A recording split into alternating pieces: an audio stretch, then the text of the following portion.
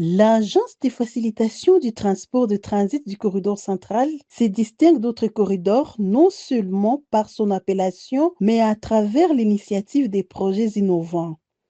Reconnue dans la région de l'Afrique centrale et orientale par son bravoure de la rapidité et la sécurité du transport de transit avec les coûts et la durée réduits. Le corridor central veut exceller dans les transports ferroviaires. Cette structure est en vitesse pour désenclaver l'Afrique centrale et orientale grâce à la révolution ferroviaire. À Dar es Salaam, en Tanzanie, lors de la réunion du Conseil des ministres de la dite agence, le rapport final des études sur la transformation du secteur ferroviaire en Afrique a été présenté aux États membres par les consultants. C'est le cabinet des consultants ALG Global Infrastructure qui a eu la parole devant les membres du conseil d'administration et les experts. Les 10 rapports constituent la fondation du projet, le transfert du trafic routier vers les rails, un processus qui va booster les commerces entre la Tanzanie, le Burundi et la RDC. Ce processus a été salué par l'ensemble des délégués aux assises, car le trafic sur les chemins de fer va réduire le coût des transports et l'usure des infrastructures routières. Mudekereza Megabe Olive est membre de la Fédération des entreprises du Congo et député national élu du Sud Kivu. Il précise que ce projet est la clé pour désenclaver la RDC et de permettre au pays de jouer son rôle de moteur économique dans la région. Nous voudrons dire que la RDC reste un des pays clés. Je pouvais me dire, si on parlait entre eux, c'est la locomotive d'Afrique centrale. On parle des chemins de fer. Malheureusement, avec l'insécurité, la guerre qui se trouve dans la région, bloque la RDC à décoller. L'Afrique a un potentiel, surtout la RDC.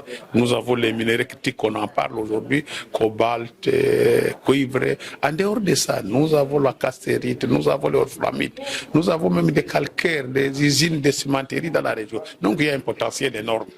Nous voudrons encourager les corridors centrales avec tous les financiers, toute la Banque mondiale, le BAD et tout ça, financer ces projets pour voir que demain, nous pouvons quitter les ports de Dar es Salaam avec nos marchandises jusqu'à Bukavu, jusqu'à Kalemi, jusqu'à Kindu, jusqu'à Goma et Lubumbashi. Pourquoi pas ne pas connecter l'océan Indien et l'océan Atlantique? Donc nous avons les ports de Dar es Salaam par les corridors centrales et nous avons les ports de Mombasa par l'océan Atlantique. Et pourquoi pas Matadi? Pour Roger Biassou du CEPCOR, la volonté politique doit se traduire par des réformes concrètes. Et concernant la RDC, nous sommes un pays sous-continent, mais le secteur ferroviaire est très moins développé chez nous. La SNCC n'a que environ 3000 km, l'ONATRA à 300 km et la CEFI à 600 km. Les défis sont immenses, les infrastructures ne sont pas en état. Il est question maintenant que le consultant a réalisé une étude demandant au gouvernement de tout mettre en œuvre pour relancer le secteur ferroviaire en République démocratique du Congo.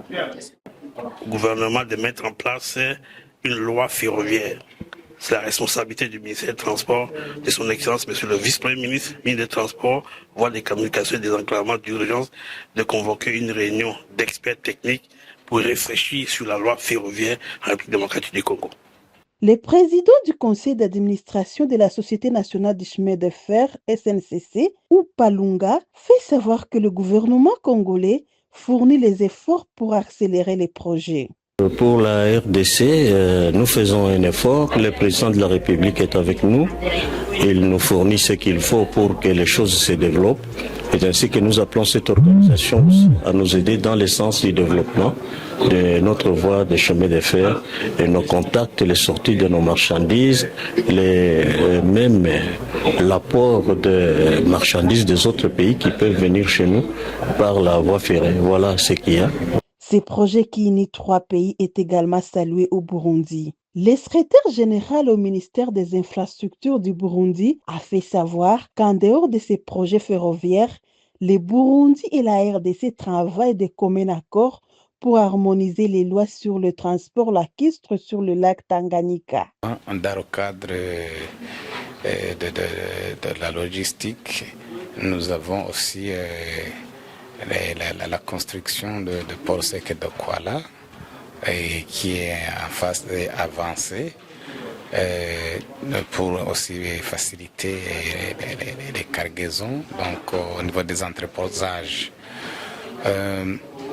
Les projets ne se limitent pas à ce niveau. On est en train d'harmoniser les lois sur le transport la piste au niveau direct Tanganyika.